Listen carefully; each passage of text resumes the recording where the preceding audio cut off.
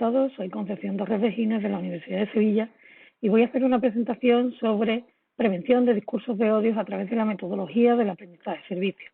Para ello voy a proyectar una presentación de PowerPoint en la que hemos recogido los hitos más. Nuestra comunicación tiene por título Aprendizaje-Servicio para prevenir los discursos de odio en los maestros en formación. Como introducción, comentar algunos aspectos generales, como la actualidad de los discursos de odio actualmente, sobre todo a raíz de la pandemia de la COVID-19 y el confinamiento domiciliario al que nos vimos abocados todos.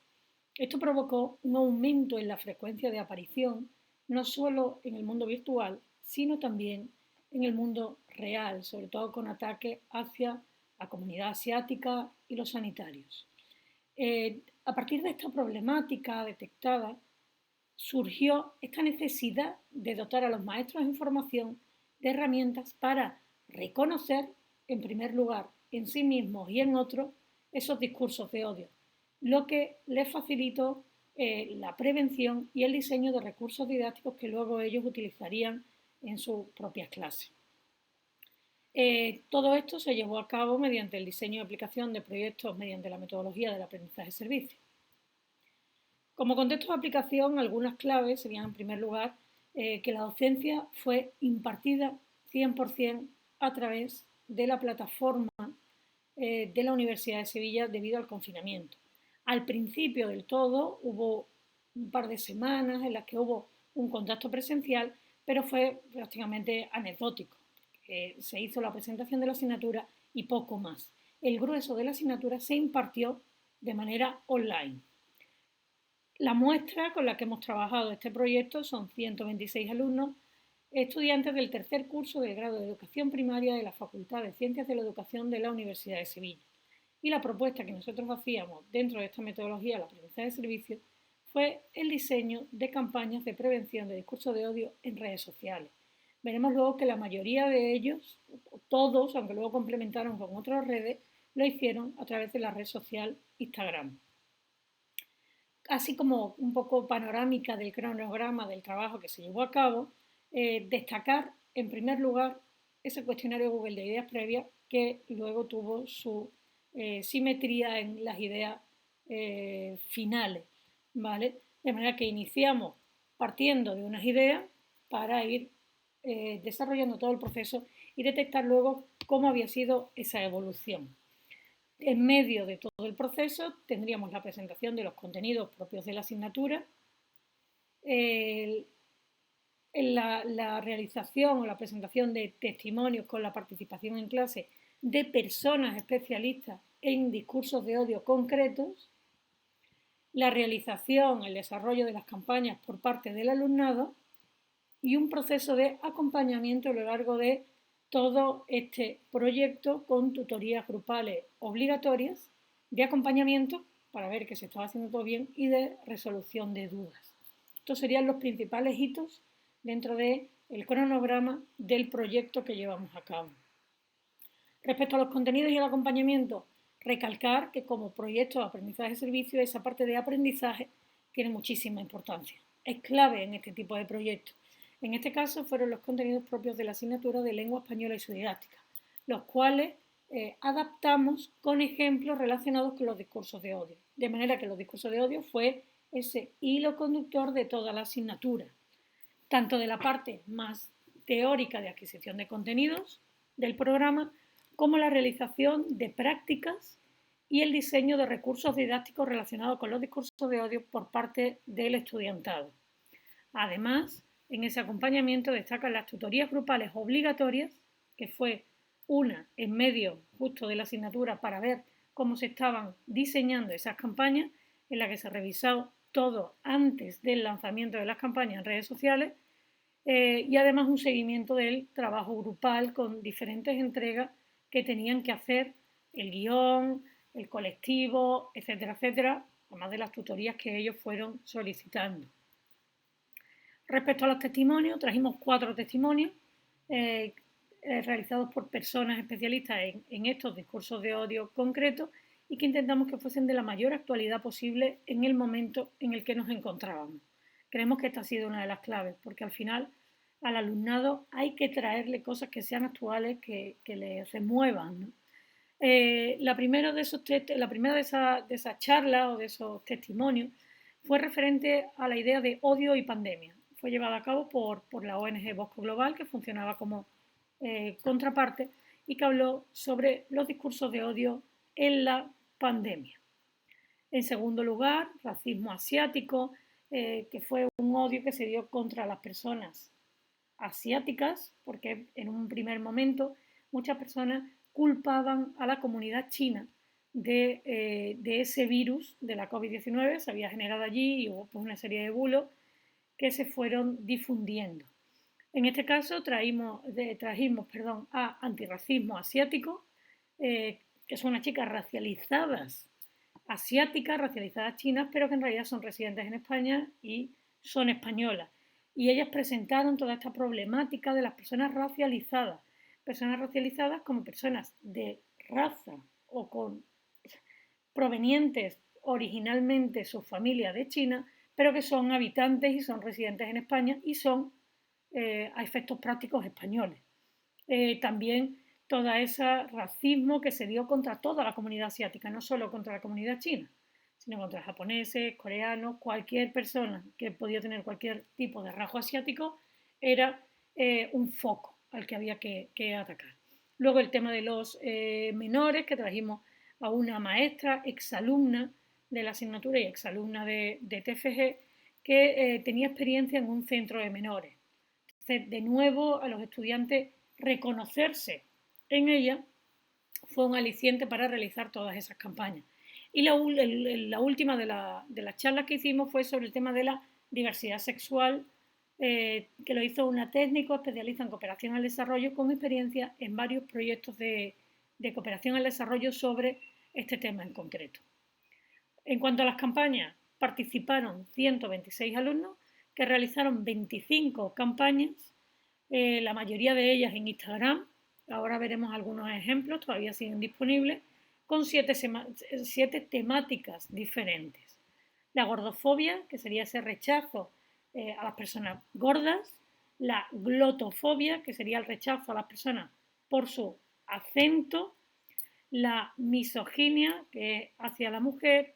El racismo por cuestión de raza. La homofobia, que también se añadió a la LGTB-fobia y a la transfobia. Fueron campañas diferentes. La gerontofobia, que es hacia las personas mayores por razón de su edad.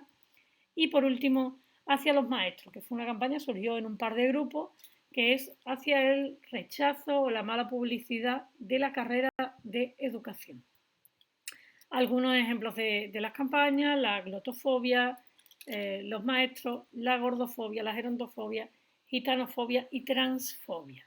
Llamar aquí la atención sobre todo sobre las dos centrales, la gordofobia y la gerontofobia, que lo que he traído son ejemplos de parte del trabajo que ellos hicieron, a imitación de los testimonios que nosotros habíamos traído. Ellos plantearon estas charlas que difundieron entre los compañeros y que tuvieron mucho éxito. Por supuesto, se les facilitó el acceso a Blackboard Collaborate, que es la herramienta de la Universidad de Sevilla, y trajeron esos testimonios. Todas las campañas siguen todavía en funcionamiento, algunas las han continuado, otras han quedado, pero se pueden ver en Instagram. Los resultados. Pues en primer lugar hablaremos sobre la evolución de los cuestionarios. Nosotros les hicimos dos preguntas claves, que ahora veremos la evolución en gráfica, y podemos observar la evolución del concepto, qué es un discurso de odio, y la evolución en el reconocimiento de cómo reconocer un discurso de odio. En primer lugar, ¿qué es un discurso de odio? Vemos cómo aquí el cambio la evolución ha sido impresionante. En los iniciales, que serían los que van en azul, fueron variando, había un poco más repartido, y como en el final la única respuesta, el 100%, tenemos la más concreta y la más completa, que es esa intención de generar odio o discriminación contra un individuo o un grupo. Por comentar así, sobre todo la inicial, llama mucho la atención sobre todo las dos primeras, ¿no?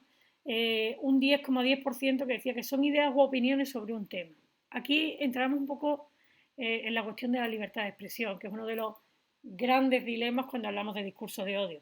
En realidad son opiniones que alguien tiene sobre un tema, pero bueno, hay que respetarlo. Al final decíamos, pues no hay que respetarlo porque ataca a otro. O también otro 10,10% que hablaba de que no hay respeto por lo que otro dice o se insulta. No hay respeto porque yo tengo una opinión, el otro tiene otra y me insulta. Eso ya es un discurso de odio. Esta segunda se va a ver reflejado precisamente en la segunda pregunta del cuestionario, ¿cómo podemos reconocer un discurso de odio? En el que un 7,2% hablaba de los gestos, de la actitud que tiene esa persona violenta hace que esto sea un discurso de odio y entonces yo lo reconozco así. Si se fijan, hay diferentes elementos por los que hemos ido pasando, el número de personas que lo usan, porque carece de fundamento, llamó mucho la atención, porque es un discurso de odio, es algo que no tiene base, que se dice por decir, pero que en realidad no lo puedes defender, pero quedaba así como muy por encima. También por el vocabulario, por el objeto de odio. Luego terminamos con un 72,8%, que era la mayoría, que era por el contenido, por los temas que trata. Si es, ya sé reconocer si es una gerontofobia, ya sé reconocer si es una misoginia, ya sé reconocer ciertos elementos que hacen que un discurso de odio sea un discurso de odio. Esta evolución también lo vimos en los diarios, que fue otra de las herramientas que utilizamos y en la que podemos ver una evolución de nuevo tanto en el reconocimiento como en la actitud. Nosotros le preguntamos al principio y al final, cuéntame en primera persona discursos de odio que hayas presenciado y qué has hecho tú para evitarlos. Los resultados, por poner alguna cita del diario inicial, textualmente, ¿no? En otros casos, directamente trato de hablar, de evitar entrar a hablar sobre un tema hacia el que se está lanzando odio, o trato de expresar que al fin y al cabo no hay mucho que vayamos a arreglar lanzando críticas sobre este tema. Un poco lanzo balones fuera, me quito, no me meto en el tema porque tampoco me quiero pelear este cambio hacia los diarios finales. Antes, cuando escuchaba estos comentarios, no prestaba mucha atención. Solía dejarlos pasar y no me daba cuenta de lo que significaban. Esa actitud que hemos visto en el diario anterior, pero sin embargo, ahora suelo intervenir. Ya no solamente lo reconozco, sino que ya me meto. Esto se completa con esta última cita. En general, creo que no somos conscientes de que en ocasiones generamos discursos de odio hacia ciertos colectivos, ya que están tan arraigados en nuestra vida cotidiana que no nos damos cuenta de ello. Fíjense la importancia de que ya no solamente es que los vean los demás y decido si me meto o no me meto, es que ya también los reconozco a mí y reconozco que los tengo interiorizados y que los tengo que eliminar. Como conclusiones, sobre todo, dos grandes hitos que pensamos que hemos conseguido, que es la redefinición del concepto de discurso de odio, lo que se puede ver en el cuestionario previo en el cuestionario final frente al cuestionario previo, con esa afinación de la definición y con esa afinación en el reconocimiento de qué es discurso de odio y qué no lo es, lo cual nos lleva a la segunda, que sería el empoderamiento del alumnado, el cual a lo largo de este proceso ha adquirido argumentos para defenderse y para defender esa eliminación de los discursos de odio y defender a esos colectivos, el reconocimiento de la propia responsabilidad dentro de esta generación y propagación de los discursos de odio y la creación y difusión de contradiscursos con la realización de las campañas a través de redes sociales. Como conclusiones generales y como ideas para el futuro, en primer lugar, que la mejor manera de prevenir los discursos de odio es educando a través de la empatía y de la experimentación. Los alumnos tienen que aprender haciendo, descubriendo en su propio entorno y en su propia actuación. En segundo lugar, que hay que educar a los que educan, por una razón muy simple, ese factor de crecimiento. Si yo educo a alguien que luego va a educar a un montón de gente en discursos de odio, entonces es mucho más fácil que esa idea se propague de manera correcta. Y en tercer lugar, que hay que educar sobre el uso de las redes sociales, cómo usar Instagram, cómo usar Twitter, la famosa red del odio, como clave en la difusión, la prevención y la detención de los discursos de odio. Muchas gracias por su atención. Si tienen cualquier pregunta, comentario, colaboración, ahí está mi correo, estaré encantada de atender.